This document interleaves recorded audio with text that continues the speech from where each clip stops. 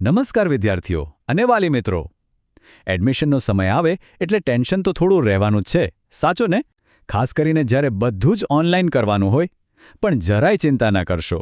આજે આપણે 2026ના diploma admission portal વિશે એકદમ સરળ ભાષામાં અને સ્ટેપ બાય સ્ટેપ માર્ગદર્શન મેળવીશું.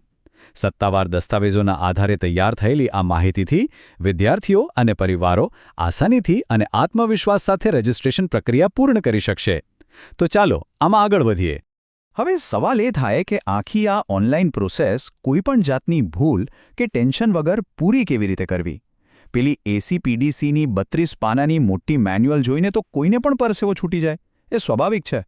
પણ વાત એમ છે કે જો આપણે એક પરિવાર તરીકે સાથે બેસીને વ્યવસ્થિત રીતે સ્ટેપ બાય સ્ટેપ આગળ વધીશું ને, તો આ આખી પ્રોસેસ એકદમ મેનેજ થઈ જશે. અને આજે આપણે બરાબર એ જ કરવાના છીએ. તો ચાલો ફટાફટ જોઈ લઈએ આપણો આજનો નકશો. આપણે મુખ્ય 5 પડાવ પાર કરવાના છે. પહેલું, ઓનલાઈન રજિસ્ટ્રેશનનું બેઝિક કામ. બીજું, એપ્લિકન્ટની પ્રોફાઇલ બનાવવી. ત્રીજું, મેઇન એડમિશન ફોર્મ ભરવું. ચોથું, ફી ચૂકવવી. અને છેલ્લે સૌથી ઇમ્પોર્ટન્ટ, ડોક્યુમેન્ટ વેરિફિકેશન. ચાલો તો શરૂઆત કરીએ આપણા પહેલા વિભાગથી, ઓનલાઈન રજિસ્ટ્રેશનની મૂળભૂત માહિતી. આ એ સ્ટેપ છે જ્યાં સિસ્ટમમાં પહેલું ડિજિટલ કદમ મૂકવાનું છે. પ્રાથમિક વિગતો ભરી દીધી? બસ, એટલે તરત જ સિસ્ટમ મોબાઈલ અને ઈમેલ પર એક ઓટીપી મોકલશે. આને ટેકનિકલ ભાષામાં 2 ફેક્ટર ઓથેન્ટિકેશન કહેવાય છે. મતલબ કે એકદમ પાક્કી સુરક્ષા. એકાઉન્ટ સંપૂર્ણપણે સુરક્ષિત છે અને કોઈ બીજું તેને ખોલી જ ના શકે. બસ યોગ્ય જગ્યાએ ઓટીપી નાખીને વેરીફાઈ એન્ડ ફાઇનલ સબમિટ પર ક્લિક કરી દો.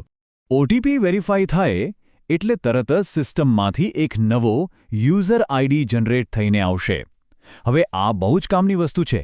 આ યુઝર આઈડી અને તમે જે પાસવર્ડ બનાવ્યો છે ને, એને ક્યાંક ડાયરીમાં કે ફોનમાં સેફ જગ્યાએ લખી જ લેજો. કારણ કે ભવિષ્યમાં જ્યારે પણ પોર્ટલમાં લોગિન કરવું હશે ત્યારે આ બંનેની જ જરૂર પડવાની છે. આગળ વધીએ આપણા બીજા વિભાગ તરફ, અરજદારની પ્રોફાઇલ પૂર્ણ કરવી. એકવાર રજિસ્ટ્રેશન થઈ જાય એટલે બીજું મહત્વનું કામ સંપૂર્ણ ડિજિટલ પ્રોફાઇલ બનાવવાનું છે. લોગિન કરશો એટલે એક સરસ મજાનું ડેશબોર્ડ ખુલશે. આ ડેશબોર્ડ જાણે આપણું કંટ્રોલ રૂમ છે. અત્યારે ત્યાં પ્રોફાઇલ અધૂરી દેખાતી હશે, તો બસ ત્યાં જે કમ્પ્લીટ યોર પર્સનલ ડિટેલ્સવાળો બટન છે ને, એના પર ક્લિક કરીને બધી જ માહિતી ભરવાનું શરૂ કરી દઈએ.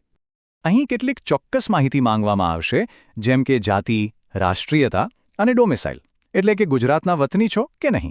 સાથે જ કેટેગરી અને સબ કેટેગરી પણ સિલેક્ટ કરવાની રહેશે. અહીં એક બહુ જ અગત્યની વાત નોંધવા જેવી છે.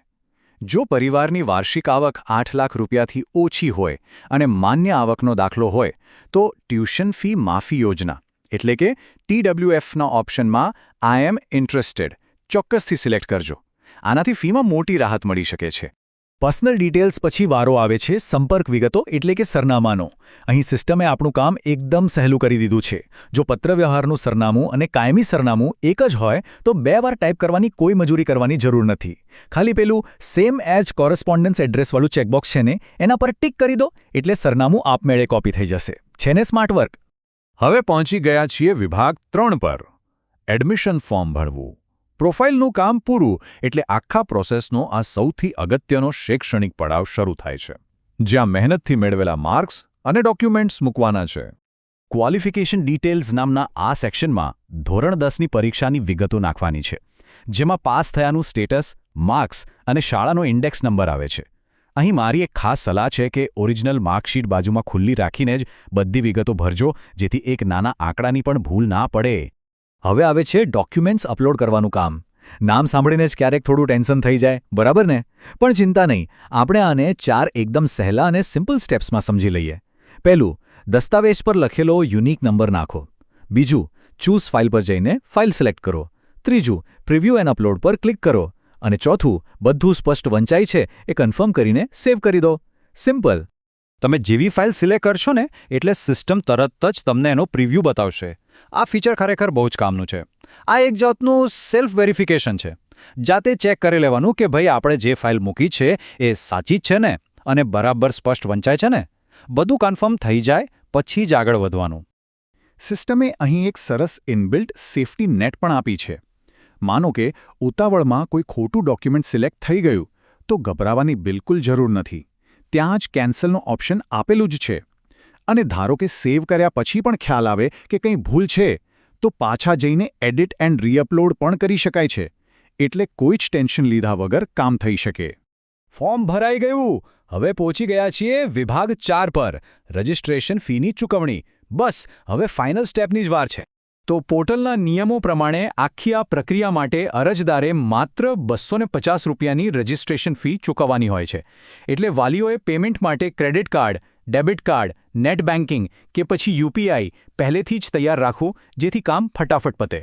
ડેશબોર્ડ પર પાછા જઈને પેલું પે રજિસ્ટ્રેશન ફી બટન છે ને, એના પર ક્લિક કરશો એટલે પેમેન્ટ ગેટવે ખુલી જશે. તમને જે અનુકૂળ આવે એ પેમેન્ટ મોડ સિલેક્ટ કરો અને પે ફી પર ક્લિક કરો. પેમેન્ટ સક્સેસફુલ થાય એટલે ડેશબોર્ડ કંઈક આવું દેખાશે.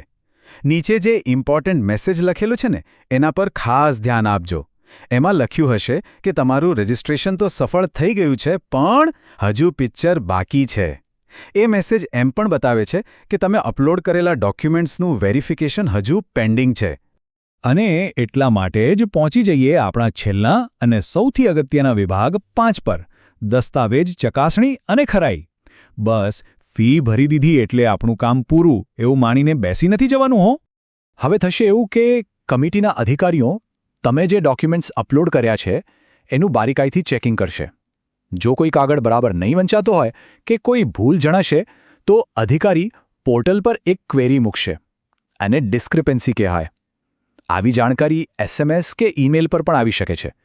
એટલે જો આવું કંઈ થાય તો સમયસર પોર્ટલમાં લોગિન કરીને સાચો દસ્તાવેજ ફટાફટ ફરીથી અપલોડ કરી દેવાનો. આખી પ્રોસેસમાં ક્યાંય પણ અટવાઈ જાઓ કે મૂંઝવણ થાય તો કોઈ ચિંતા નહીં. એસીપીડીસીની સત્તાવાર વેબસાઇટ પર હેલ્પ ડેસ્કમાં એક વિડિયોઝનો અલગથી વિભાગ આપેલો જ છે. ત્યાંથી તમને બધી જ ડિટેલમાં માહિતી અને માર્ગદર્શન મળી જ જશે.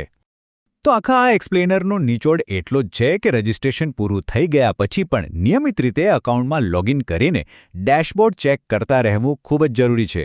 જેથી કોઈ ક્વેરી આવી હોય તો છેલ્લી તારીખ પહેલાં તેને ઉકેલી શકાય. તો વાલીઓ અને વિદ્યાર્થીઓ, શું આજે તમે તમારું ડેશબોર્ડ ચેક કર્યું ખરું? જો ના કર્યું હોય તો આ એક્સપ્લેનર પૂરું થતાં જ પહેલું કામ એ કરજો. એડમિશન માટે ખૂબ ખૂબ શુભેચ્છાઓ. આવજો.